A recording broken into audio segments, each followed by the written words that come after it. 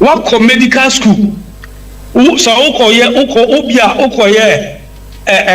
medicine what qualified here yachiro now so the professional aspect of it that is all mobile doctors housemanship sa na teacher for NTC was say what training kura na ya training wa we UCC bieda ana ML kura na esa NTC timi license because the license regime is there for the NTC to be able to account for the number of teachers.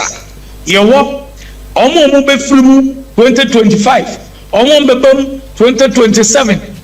So a holistic approach. So it's not about just the pedagogy alone. That is good for the training. And as a colleges of education at the Omochre Kodano and no purpose a baby was a draw. I was so young bibi na omutimi ayom exams no mopie. We dey Osei Adutwum oni Nana Adodanko Akufo-Addo ni Dr. Alhaji Mahmoud Bawumia. We dey mubuo ni o monje mubuo na ene Ministry of Education ye beka ya bera na MPP amonyokuo woso no omudi nema bebre no agu akwan mu ebetimi aboa nanka asone akyerɛkyerɛfo so ama yehunu akyerɛkyerɛfo mapa ya wono ma agentete afantete mu omunim de a wono metimi aka akɔkyerɛ de na ene amane ben na aba Ghana bonten so aba bedadwa se akyerɛkyerɛfo mu wo man Ghana mu wo kyerɛ de no emu empim aduanan mienu 42000 ena womo any qualification papa bia wonom ede kyerɛ de nso so wonom go classroom a sei wonom kyerɛ de na yebisa se sa nipa 42000 a omo unqualified ekwan ben na nka ban ne befa so a obetimi ayi sa de no nyina free hormone na aba bedadwa se Haruna idrusu ya wo ye NDC soafo na hwe ngomasua so no ne ho akyere ne kakra free se wono mama na da pa dedi am yehu se se nhyehyeye bia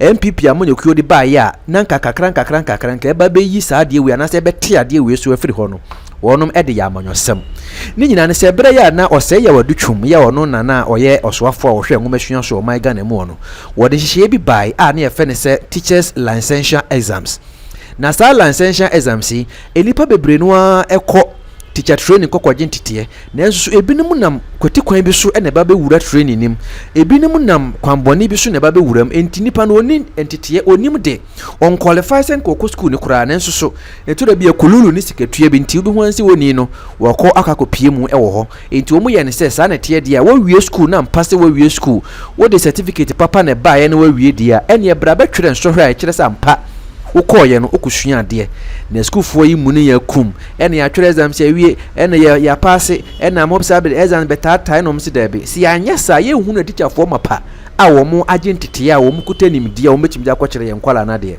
na no ena 2019 ebra na ye campaign ene 2023 nso so saa na kokko ba ya ye ba beto aba ena His Excellency John Dramani Mahama ade ba akọ na dana no ode bode wuro se montoma me na me ba saa licensure exams no a MPP for de ba kikire mo kon me ye free ho unya twere wo school exams na wo wie eno ano no uni licensure bia twere na asaba ye krom ha enti ano ewo ye yimu dada licensure exams ye kan ho asem 2020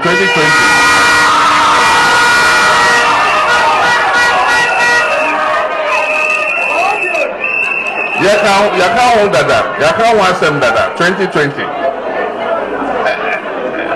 and to assume say NSA colleges of education no ade a omo kire nkwada no enu purpose a baby e was a draw e was a wo yahu bibi na omutimi omo exams no mopie eye den na nkwada on beba training college 4 years normal exam afibia amateur exam a group of year normal final exam normal pass it ya pass it we are just on why teacher for no what I say almost amateur exam video and kind of much almost to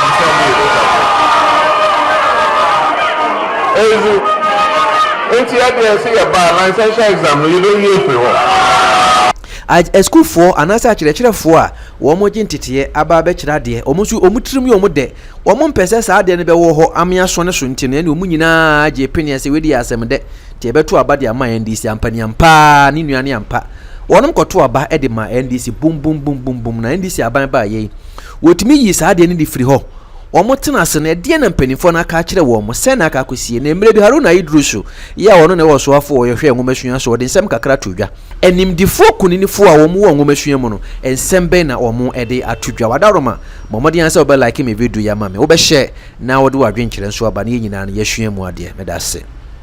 There is still the vexed matter of teacher licensure exams. The last of it must be concluded not later than 30th August.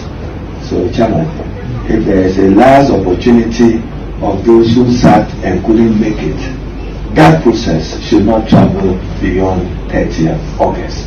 So you have to work with the registrar, get us a firm date, and we put that off. 2 minutes is over 42,000 teachers lack professional qualification. National Teachers Council Yabeka is a Nansia Kumasi na a matriculation ceremony for students pursuing special postgraduate diploma in education. Kumasi some matriculation Omoyanu Francis Ade, one the director in charge of licensing and registration at the NTC National Teacher Council. Na oni central for edu komono. When we really say 42,000 teachers are teacher for more than 42,000 and like a professional qualification. In fact, I say no by I say bubuha actually probably adwene adie comfort tiase ni adie. So today we have educationists and edu-watch people to digest this issue for us. On the line I have Ora David Ofore-Champo, is a former NAT General Secretary, is with me. Ora Kingsley Animadu Danso is a National Communication Director, Coalition Concerned Teachers, and of course Divine Epe is a edu-watch. So let me go to Ora Divine Epe. Say thank you very much for joining us on the program. We are live on Kesman TV, DSTV channel 364 and GoTV channel 121. Now we are told that Ora Francis Ade told us that they are quickly organizing an 18-week orientation for those teachers. Do you think that this 18 weeks orientation can save this situation? All right, thank you, and good afternoon to your listeners. It won't, but it's better to provide some intervention than none at all. Of course, these people have been employed already into the classroom, and some of them have been employed several years ago. So they have been in the system, so you can't ask them to leave the classroom. The best is for you to provide an interventional stopgap like what the NTC intends to do. In fact, we have a situation years back when persons that are not qualified to be in a class or qualified to be teachers were provided similar intervention. For them, yes, we were given about 2 years to do that. And trained teachers in diploma education program that was run several years ago, and it's okay to provide similar intervention for persons that are still in the system without professional qualification. At times, it's not necessary that they don't know the content in teaching. Teaching runs on 2 main principles: one, content knowledge, and pedagogical knowledge. So it means you know the content, you know that yes, 1 + 1 is equal to 2. That is the content knowledge. But how do you teach 1 + 1 to be 2 to a child? So the approach, that's the pedagogical approach. So some of these people, they have the content knowledge because, for instance, a physics teacher, somebody who did a Bachelor of Science in Physics and employed as a physics teacher in secondary school, knows the content, but how to teach that content is a challenge because they do not have the pedagogical approach. So to have a year and a half to do some of them, they are not even going to focus on the content with them anymore. They are mostly going to focus on the pedagogical approach. So yes, it is something that can create solve the problem, especially when it comes to the ability to teach what they already know. It will be something that is they can rely on as their work goes on. So yes, they will not be able to do a whole 4-year program as somebody who has gone to the University or College of Education to learn how to teach and all those stuff. But for the very fact that they already know the content based on their background, and also for the fact that they've been teaching and been in the system for some time, and they may have been doing what we call in-service training, providing this intervention will also be largely added advantage. All right, if you read the article, the man said that over 12,000 teachers from the senior high school lack qualification. What they say, they lack qualification, what does it mean? Does it mean that they don't even qualify to be in the classroom to teach, or what? All right, what this basically means is that the person does not have a background in teaching. For instance, if somebody has gone into University of Ghana or any of the university and then Bachelor of Science in physics, that person learned pure physics. So if you employ that person to come and teach physics in your school, the person knows the physics as the content background, the person knows it. But because the person did not do Bachelor of Education in physics, the person does not have educational background, and therefore you don't call that person a professional teacher. So the person's professional certificate is not an education certificate. So it is those people that they say they don't have the qualification. So they do not have educational qualification. For you to have an educational qualification, those years you will be having a certificate in teaching, set in education. Now you went to Bachelor of Education in Education, Bachelor of Education certificate, and now in the colleges the minimum is also Bachelor of Degree in Education. So if somebody has done something outside this scope of education and having another professional certificate or academic certificate, that person will not be regarded as a trained teacher, although maybe in the classroom. That person did not go to school to be trained as a teacher, but to be trained as something else. But maybe because of lack of teachers, the person was given an opportunity. Now the government wants to create an opportunity. What he has to impact on people. Yeah. Okay, yeah, yes. I get, just like Nat and Nagrat, right? That's what you try to explain to. Exactly. Okay. All right. I see. Okay. So let's watch it from this way. They say 200,000. We have over 200,000 teachers. 170,000. Blah blah blah blah. So 30,000. Sorry. Yes, 30,000 teachers lack professional qualification. Does it call for any alarm that we have to talk about? Yes, it calls for an alarm. In fact, teaching is something that must be treated highly, in the sense that you are helping people to construct knowledge. I don't say to impart knowledge, but you are helping learners to construct their knowledge, and there are ways to do that. And if you look at the principle of education, one of the most cardinal variables when it comes to the school factor, as far as quality education is concerned, is the quality of the teacher. So we said the quality and a qualified and a motivated teacher is very important in promoting quality education.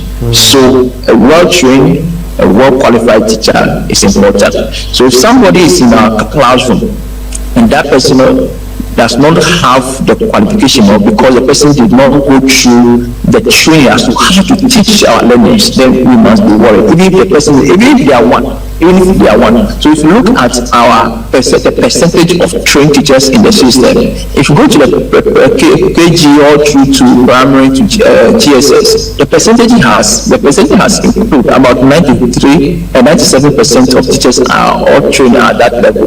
But even if it is 3%, that 3%, we will not be worried, because just why be one person engaging learners who doesn't know how to teach that concept to that learner will affect the performance of the learner. So we must be worried. So it's very important that we ensure that everybody in the classroom knows how to teach, not just you know the content, but you equally know how to teach that content to the learner. Because if you don't know how to teach that content, there is no way you help the learner to grasp the understanding. I see. The council is saying that, like I said earlier on, they are introducing 18-week fast-track teacher education program. Now, let me ask you this. You set an example about somebody who teaches fixes. For example, if I'm an artist, I have done art at KNUST, then I have that knowledge, and I've started impacting the same knowledge to the students, teaching them. What else do I need? That I need this teacher program orientation. All right, so like I mentioned, what two things intersect for you to be an effective teacher in the classroom.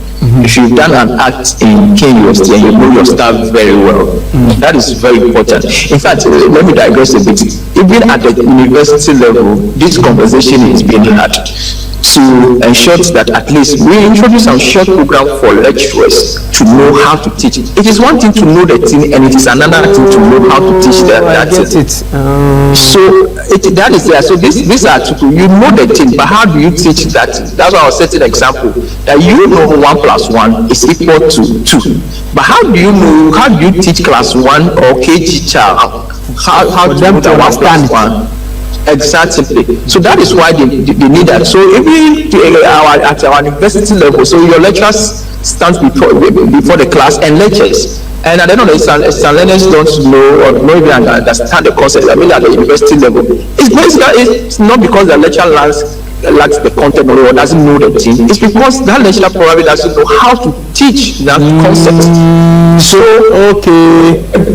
The same thing we are talking about. So if you are from KUST and you know your art and you've been graduated with first class in art, that's a good point because you know the stuff. But now you need to know how to teach that thing for a child to be able to equally understand that concept going forward. So that is why this is very important for our teachers who have not gone through training in the system. Okay, so the matter is not about they don't know anything, but they don't have the initials. They don't have the initials to teach. All right.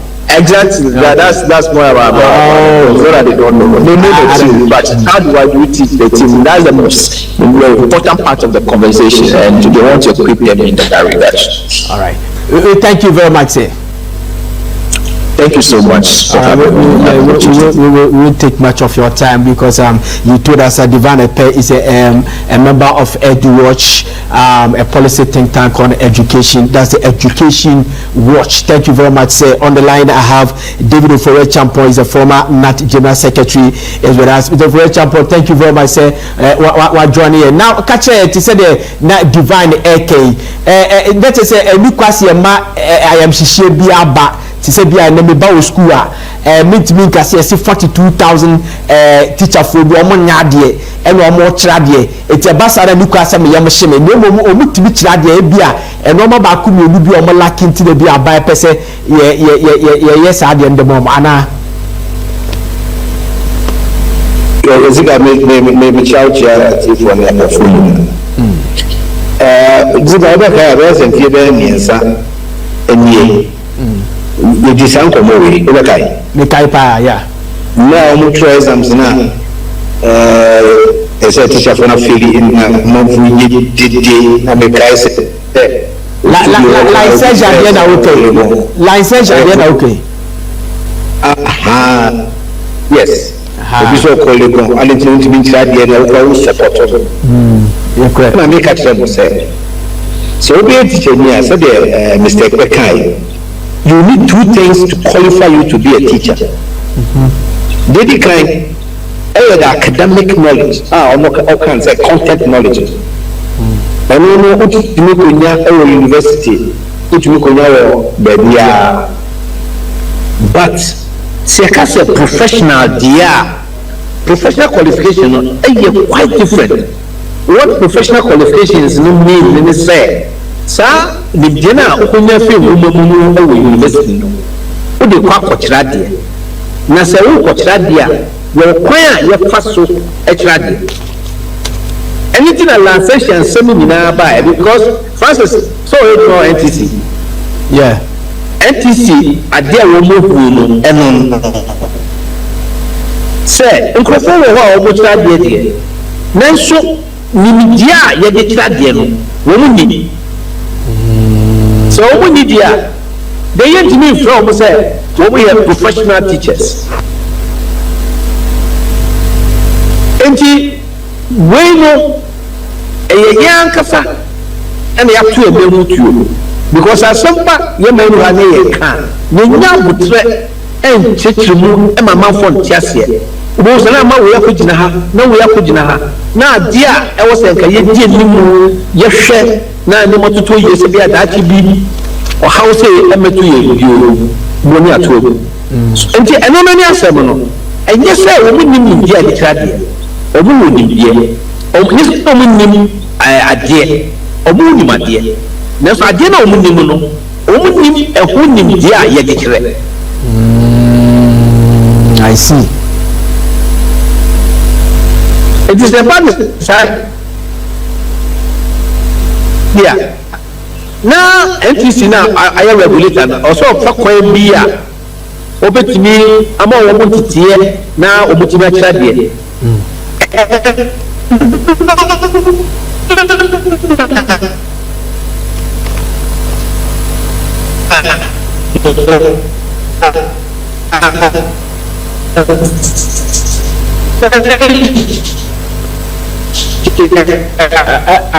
Hello, Jamo, madama, I say, Wolan and then after that, a kaka, on Chiaho Kakama. Hello? Yeah. Hello, Mr. Jamo, but on Chiaho Kakama, half a day. And so you look at them. It is a name of the person, I say, come on. I have a chapter, Otomeka. I found me talk Kapaya, Otomeka, Bajani. Hello? Yeah, after that, talk. Yeah, it is a okay, good. It is a Lansashia no here. Nakaibna to intervention we are NTC Dibano, and they can win Yakura. Can win Yakura. It is there's a different, vast difference between professional qualification and academic qualification. We want to make it academic qualification. As you could send them on outside, I won't even tell them to Tias. And then I ain't man there on yet to train where you foresee say, Lancashire number. Now at least who could share any body knowledge in the way now so called Sadia. Also, we are quite out with your faso at Radia. And me, I think, sir, a way a idea Abba a problem Abba because among all like certain skills and certain knowledge in ama wama for training mama for years our program there biji this any kwan so and it's a question how you research ni nyina me research ni nyina na ka research e be say teacher for now for 42,000 if you are here and o ma kira de. It is also very important. So we are young teacher for you what 20 years. Now there has a democracy exam there be information about that movie say nipa ye fa wo mo bia be fie na fie dum die ye ko ye no ade a wo kire no wo mo ntiase me ehu how to address it na ya nhye da mu nipa bebre abamu because I say we are be am go like teacher for abo and ade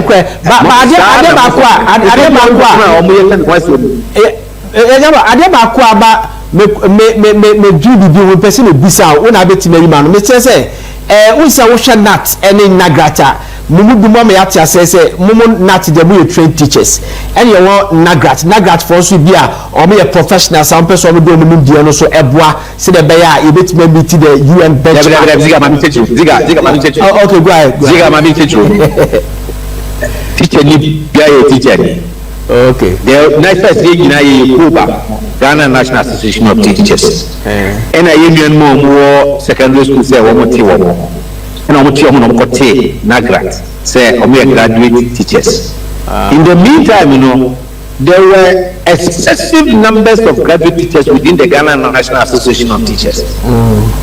So what you say? So it's just a name. And yes, or teacher a secondary school graduate teacher. Within the basic school system, the basic qualification for teaching is a graduate certificate. So what you say? But the issue is that so Cape Coast University now we have social studies, BEd in social studies. Next says South Social Studies where the teacher for skills I teacher they apata home. And the why BEd in social studies no different from why BSc social studies. BSc social studies no education come. And so one say here that's a girl education is for women. Back when BSc social studies or social studies or school. BEd in social studies so social studies in school. But the advantage that the BEd in say okay the skills of teaching in addition to the content now which you are investing. I see. So everything now develop programs, educational programs for raw holders now upper industry to acquire those skills. Now me say majority of the people one more say like I said, I stand to be corrected. Our research and identify say I guess the majority of them here one more said the only scientist no at okay. All right.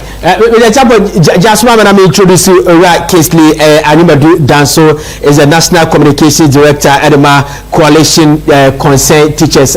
Mame Geji Mr. Animadu Namesa Emra Honum Sisia because I have some few questions to ask you before you go. So Mr. Animadu, thank you very much. Now, are you sorry say we bisa asasimi. Wadamba kache we a trained teacher and I say we a graduate teacher and as minimum demo terms no say bia ndie bi na de ebo ate say de ye kan. Villa, thank you very much. Me a trained teacher. Okay. Much there for about 20 years. But before we go into the details of the issues, there are a few corrections I want to do. Immediately Kingsley Animetu Daku. Oh, okay. And I'm a union here, Pre-Tertiary Teachers Association of Ghana, formerly CCT Ghana. Say Pre-Tertiary Teachers Association of Ghana, PRETAC. Now I feel young crop and common so. Asabna Abadu. Mr. Anso Wadama, Mr. Dakon Wadama, before the Kwasa Assembly, so you two is in Fefio. Whether we a trade teacher, who could trade college. Now, Mr. Ayika, the Forest Champoka, say, your coffee, ya train womo, say, omo, and concocharia. Okay, fire faru kakra and son of Abawasam so. Yes, Farifio. Ediana ya chiamu mamu look different. Sebia ya chiamu watch class one ya diamana tiasi.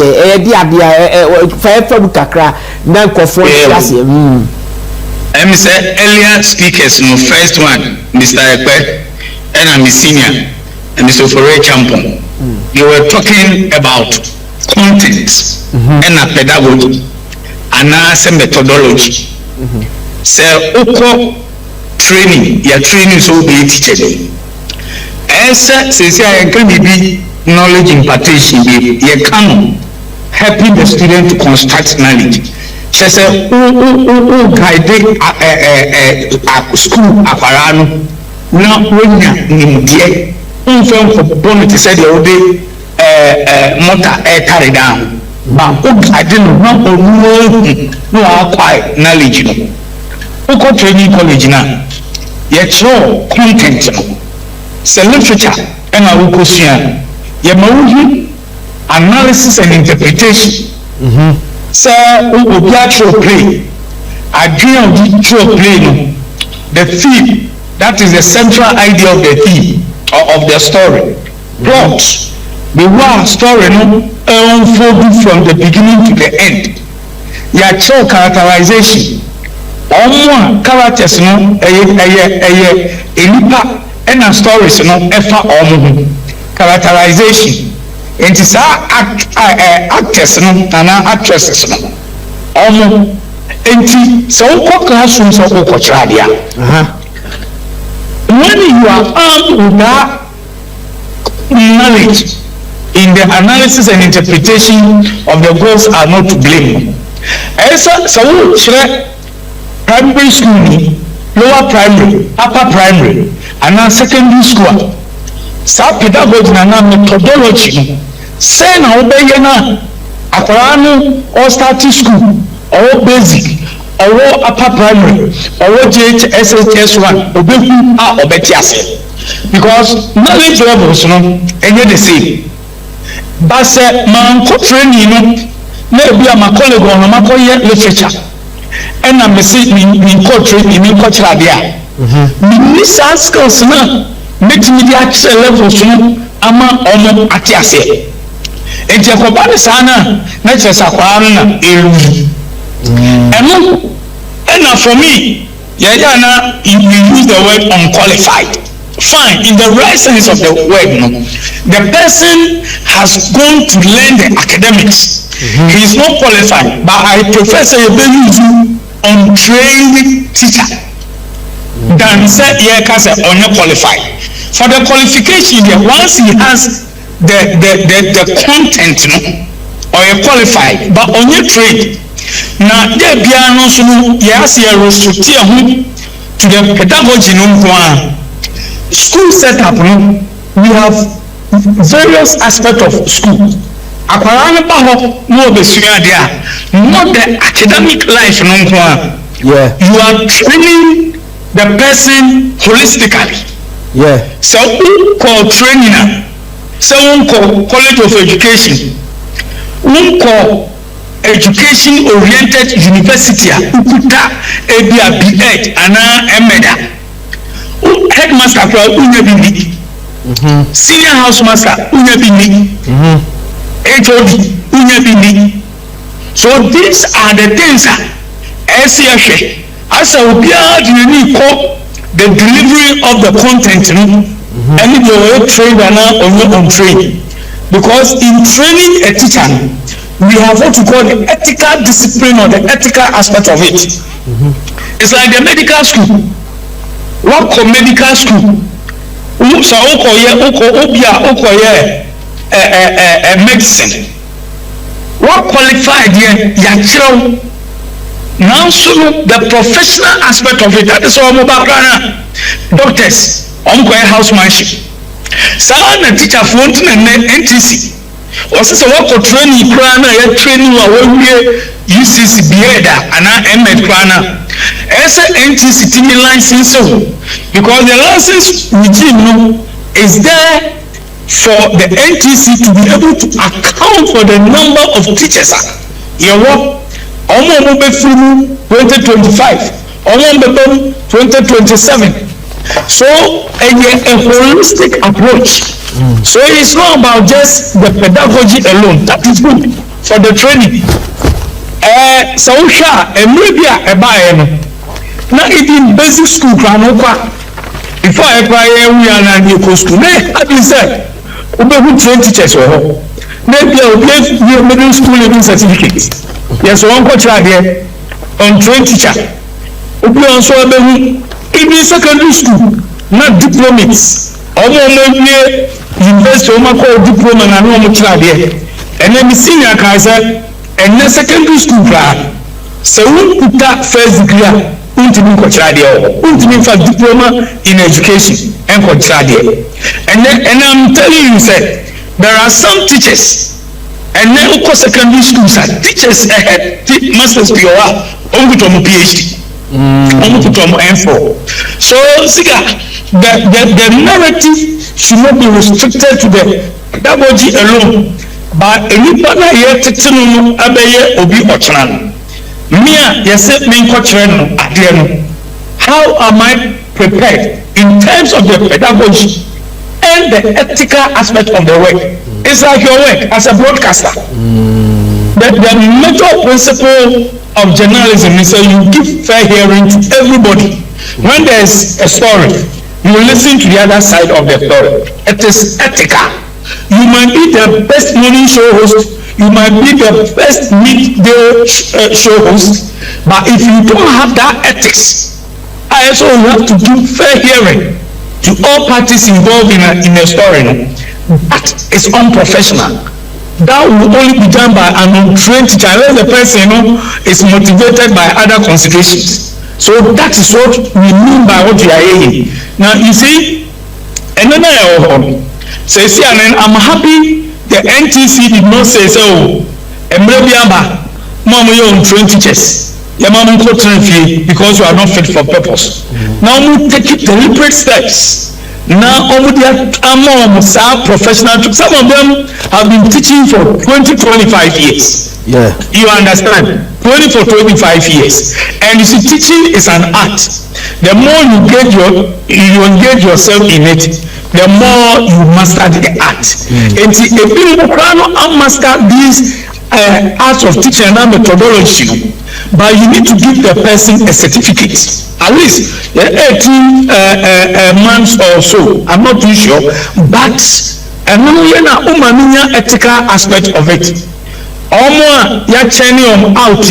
a teacher for you and a chair. You understand? So for me, it is a good thing that the NTC is doing, and as a teacher union, we are also as a unionist, I always talk about welfare.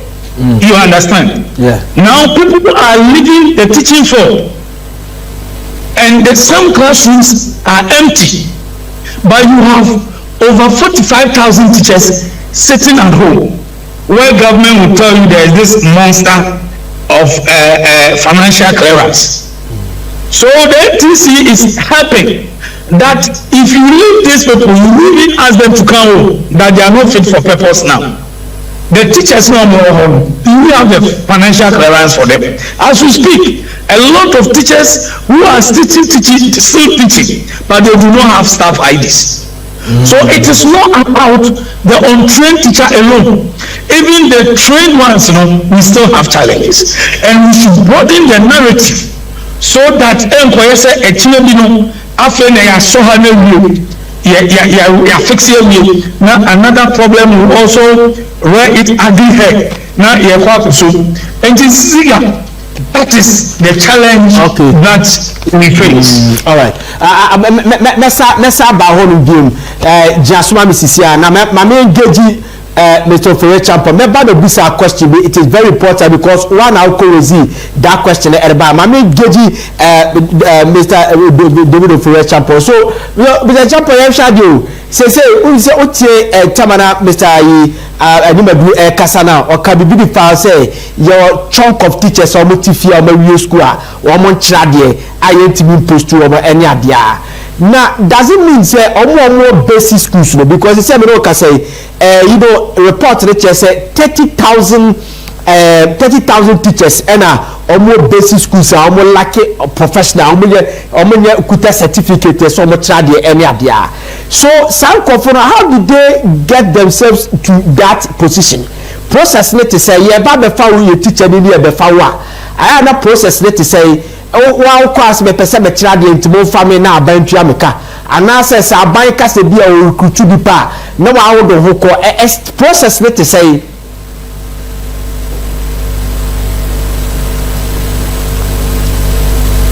Ziga what me ka beto ka pa bi japo hello Ziga yeah beto ka bi japo na make sure say yeah make sure say research na kasansa we don't have the detailed research to look at the figures and the numbers.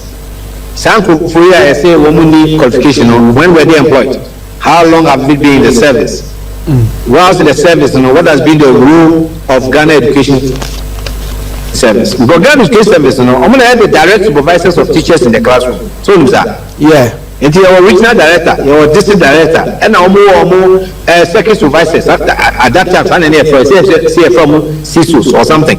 Now, Omojuma said, Omoko Suku, now Omo share a teacher for Nejuma, never be a teacher needy, Sabbath, a Jumano, a Tosin Kakano, now Omapua almost in service training, any training. Where started Jumano, they used to visit the schools, but Sikase Munti, Nansei, and Koso. So if the person stays in that environment in all these ones now or shortfall in a particular area, that is one thing. If you say you will also get education service for you. Now supervisors now have to say, "What you want to say? We go school and go boa a teacher for us. We move find challenge. How much try how to get out of the problems that they have. They should be properly written. When we were there, even say every year, Ghana Education Service, one list of vacations in the country. Because by January of the assuming year, now one more the list of a teacher for retirement in Yinaba. And you can at a glance know say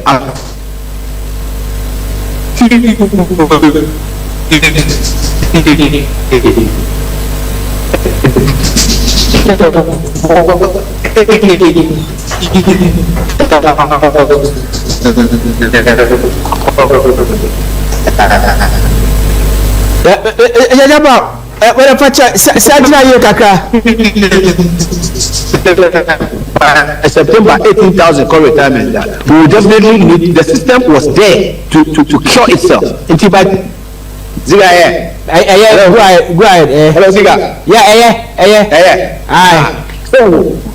So the education structure, systems have been built in place over the years, are very efficient. We would thereby a collapse because in every academic year, now you need a teacher for our retirement in that academic year. And the training programs and their course of college education, people were being prepared to go and take over those positions. After they would thereby no retirement, but we can't replace them even though we have the staff.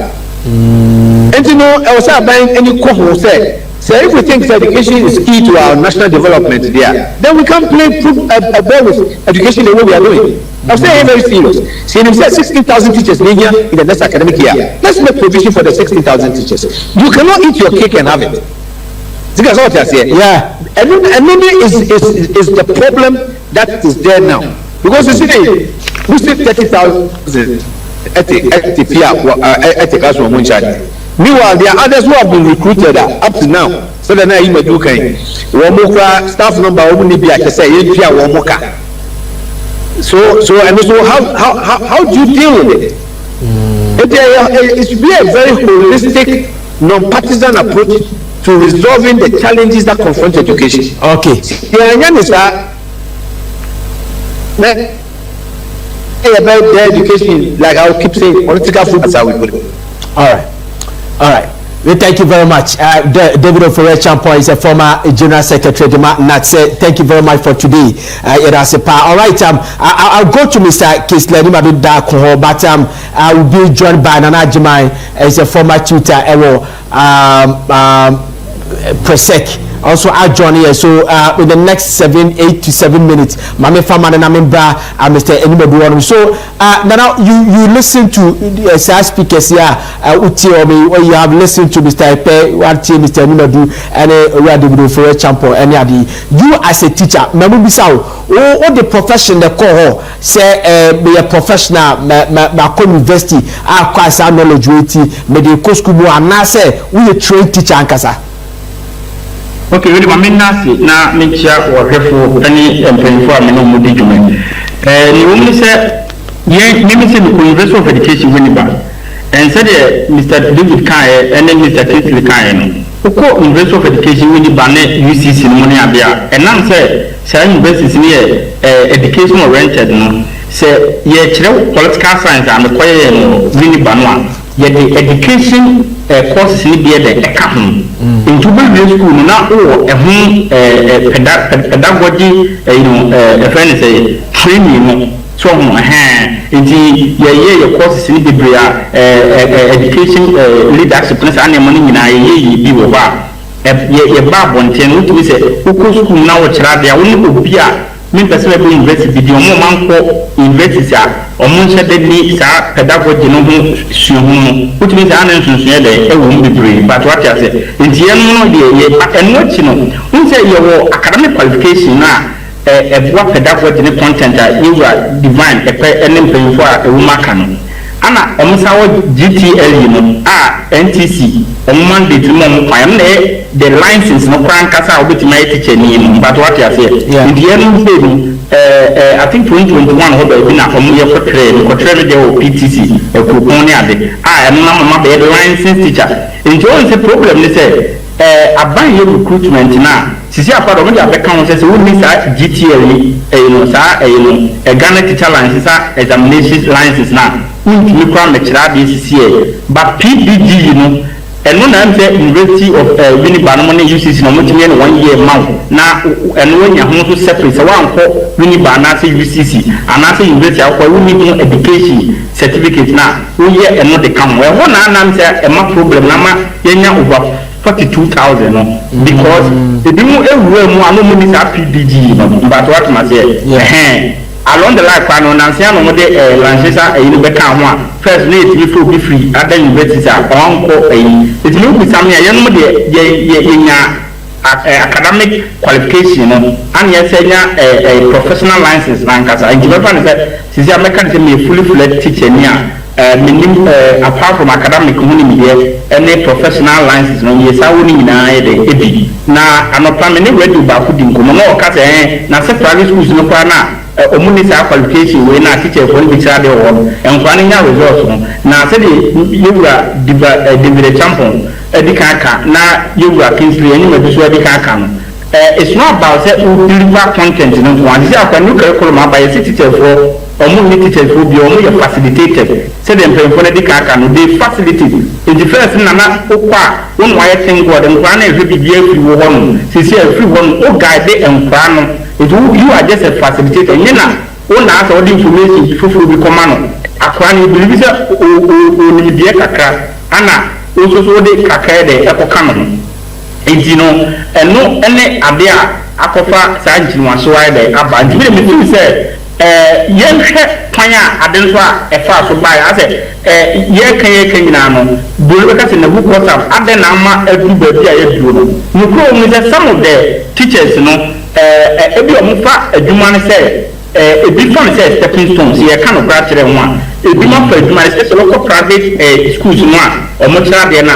bebree wɔ hɔ a opa yɛ research hɛ wakyɛ kwa wɔn bi about 3 years onye kura mu na ɔpɛ kwan afa so ida sɛ ɔbɛkɔ school anaasɛ bi a ɔbɛtu kwan anaasɛ ɔbɛnya adwuma afɔ ɛno ka ho na ama saa the chunk of this number no yɛhu yɛ hu because nsɛ wɔhwɛ doctors ne saa other professions na probably to be a kuma 90% ehun say obekam but we no dey be free say a stepping stone the manner of person dey orisu eno no dey clear bi o dey ponti sa 5 star ya o say o mu ko twa ansa na eno no say bi aban anya ne say private school owner na ebi a o man incentivize amount na ebi aban betimi ayisu eno e dey nya o mo dey say individual say o mu ko twa ne dey e because especially private schools no o mo peli we o mo dey ne say o mo nya nipa na o betimi so madina say we say we nya eno no dey enya no na ya na mbimpi o me do mo dey ade sa aban na ya shadio fane say na Mr. Champion chechim na otie Mr. Nibadu susu echie mi say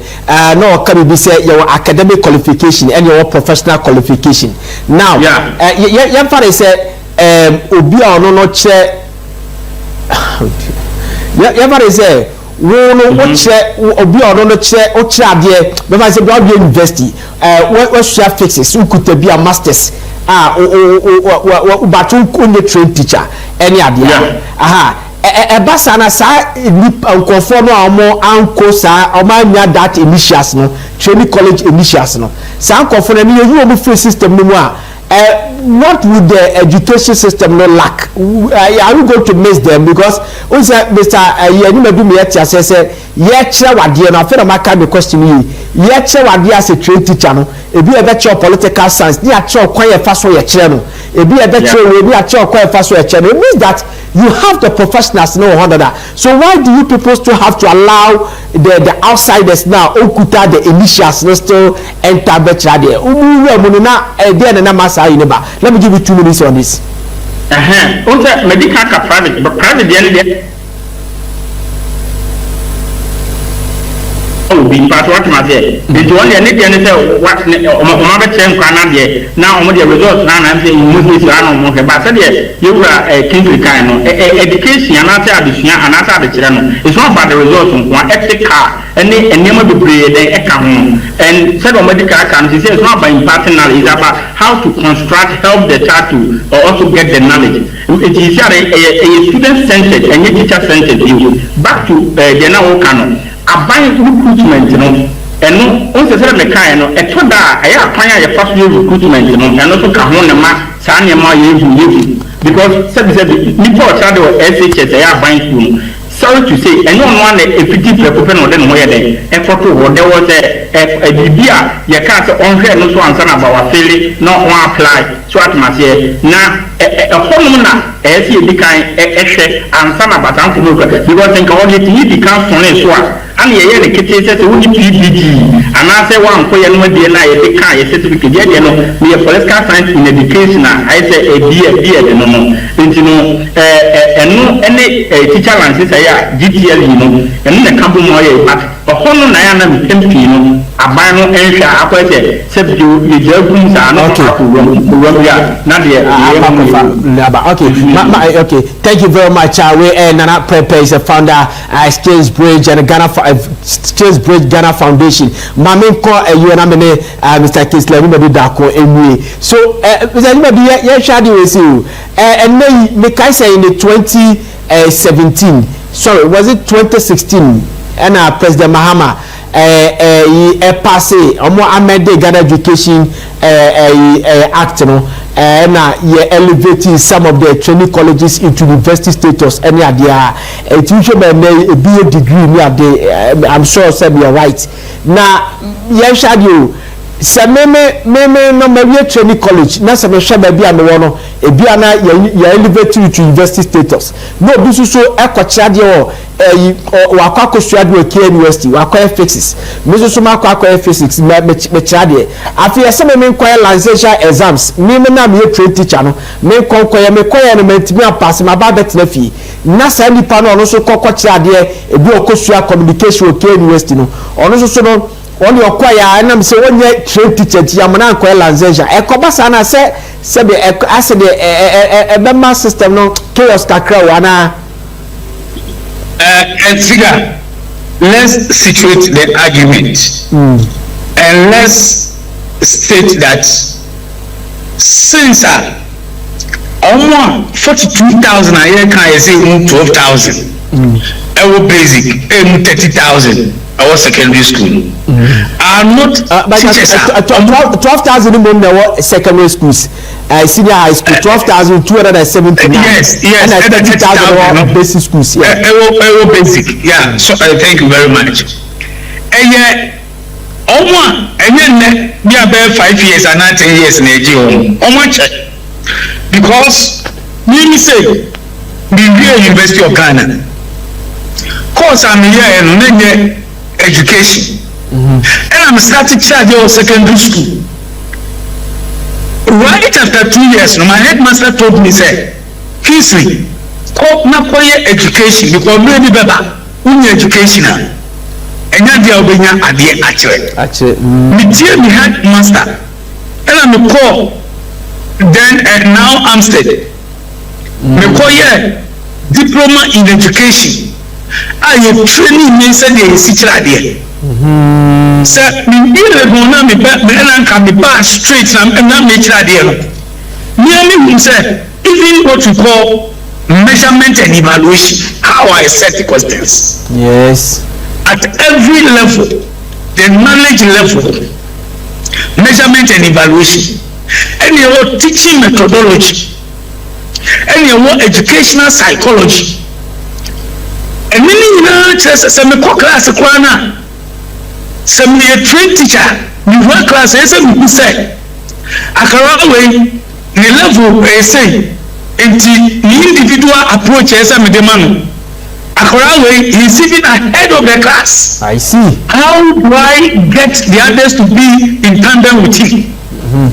And no any account just a content Jessica said the one who say who kasa who your most subject is their social studies government crowd betimi akere but ziga unko training college and measurement and evaluation at the end of the semester you kasa set questions you might not get a standardized question. I see. What you say?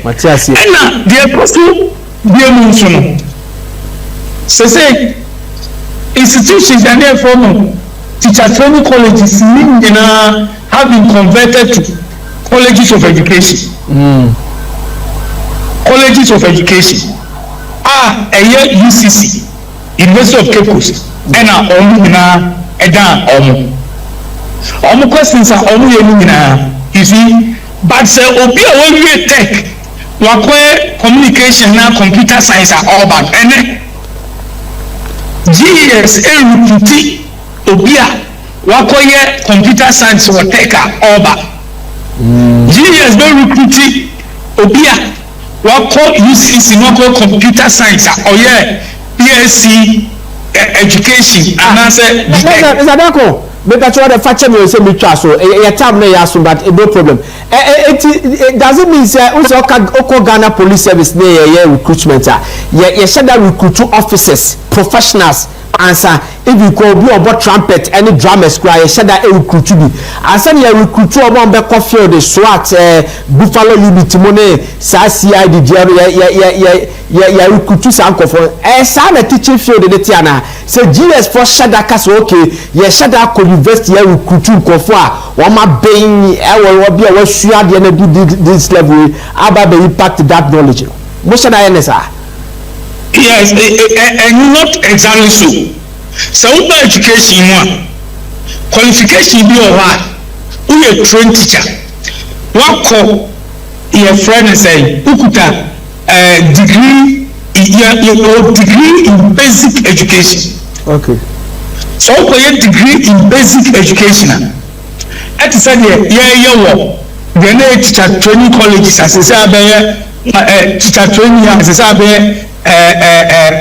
graduate schools here first degree here okay degree in basic education you go to the basic school so UCC next BEd obetimi akọ secondary school and now obetimi akọ basic school depending on the demands some baby aban better so secondary school degree teachers secondary school education adults okay and no teachers want to be in basic school Matthias yes and as I say I obi no be political science raw political science any education related we go I be for government and social studies or secondary school okay and I must say we are facing them out